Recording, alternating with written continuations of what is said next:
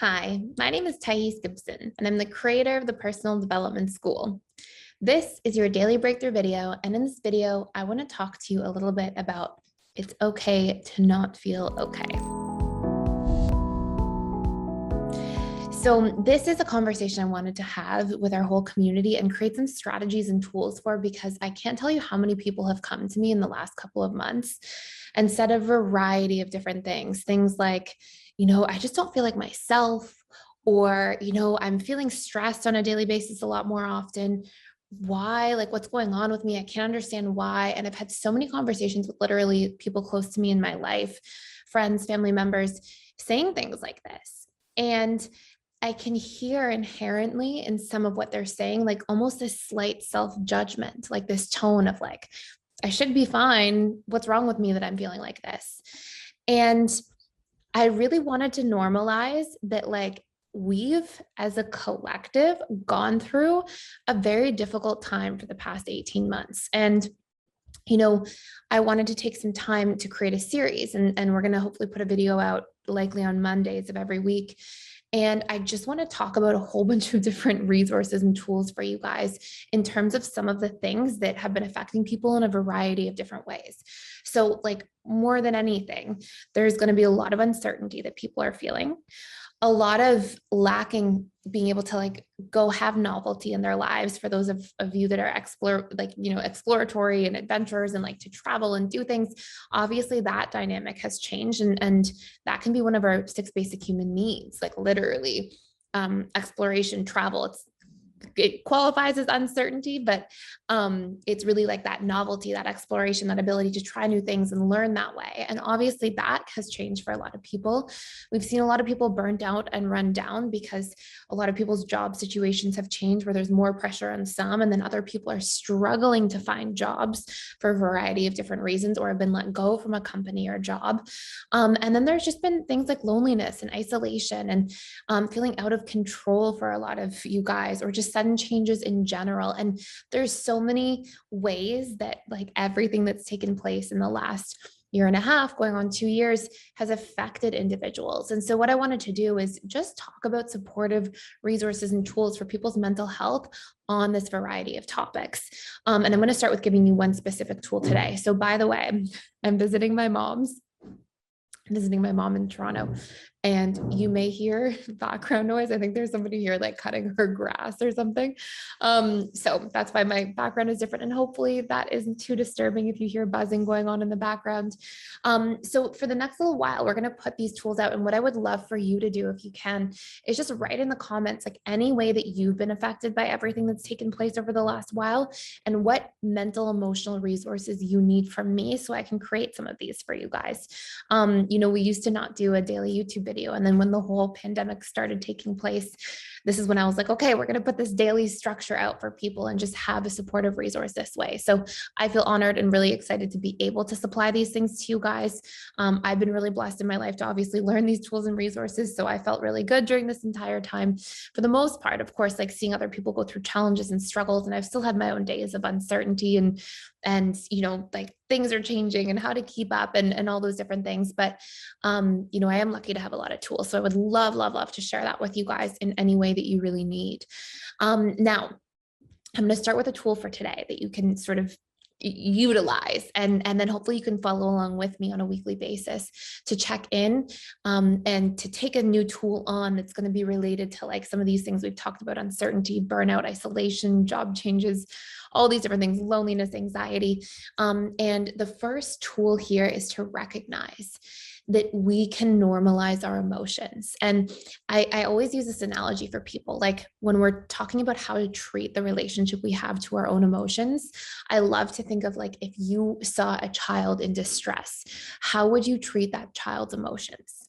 And what you would find is you wouldn't do anything in polarities. You wouldn't, number one, ignore the child's emotions and be like, stop crying, stop crying, stop crying. Who cares?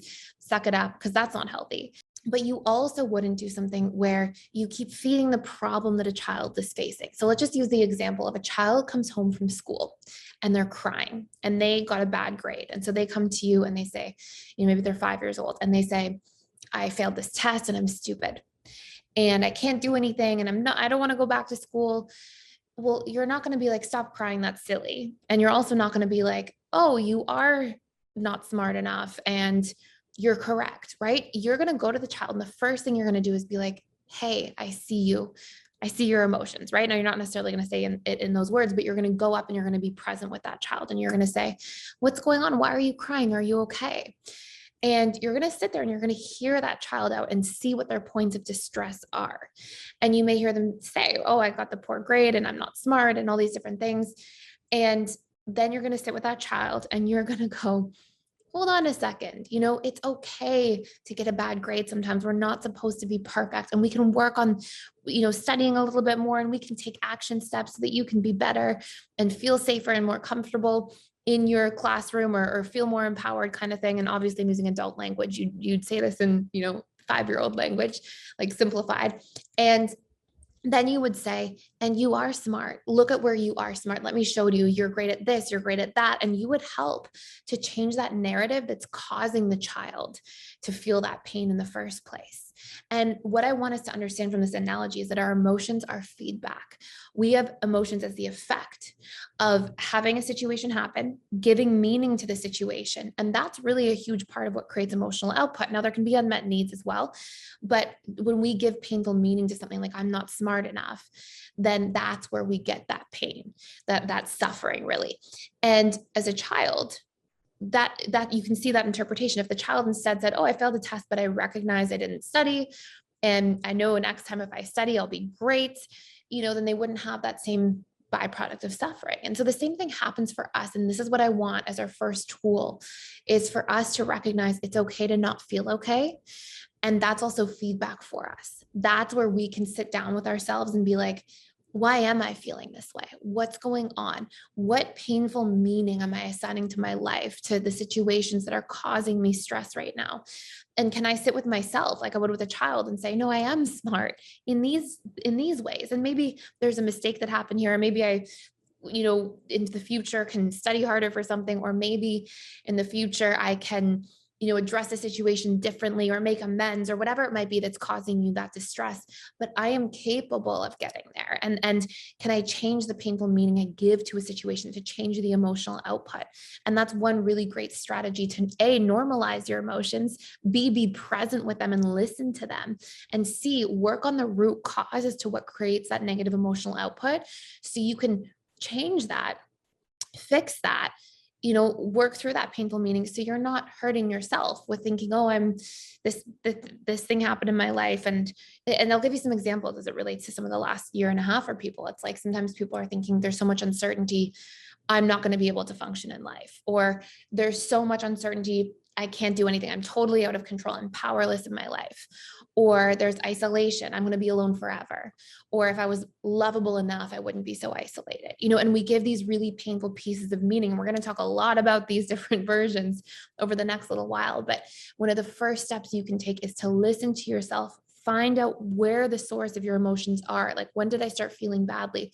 What's going on that's causing that? What's happening? And actually introspect, unpack that emotion, then try to work on that meaning you're giving to things and try to shift your perception into something that empowers you more and still takes your feelings into consideration, but that isn't you just running this narrative like, oh, I'm stupid, or I'm not good enough, or I'm not smart enough, as the analogy of the child with the poor grade, because that may be an experience we had where we didn't do something well enough, but that doesn't define our character and who we are. It doesn't make you not capable.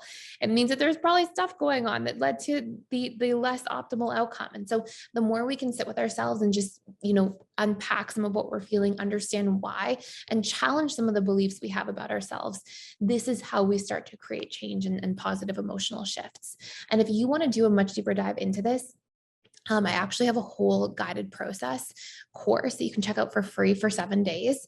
And I'm only doing 7-day free trial for our YouTube channel from now on. We don't offer it site-wide or to anybody else.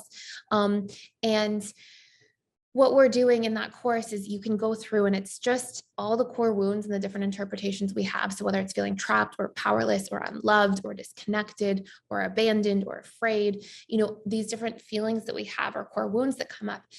It's actually a process for you. I it's like a guided meditation kind of, but a little more interactive, where I ask you a series of questions that helps you to challenge your own perceptions that way and change some of the emotional output, get relief. And there's a lot of reprogramming tools that are sort of laced in there to help relieve those core wounds once and for all. So if you click the link in the description box below, you can check that out for the 7-day free trial, as well as the course itself is called Guided Processes for Advanced Core Wounds. And it can just help you to work through some of these like muddy feelings that we may be experiencing.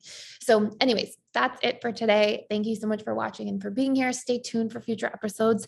Hopefully on Mondays, we will be releasing them so that you can have access to like some tools, some support, and please let me know anything else that you want in the comment section below. Thank you. I'll see you in the next video.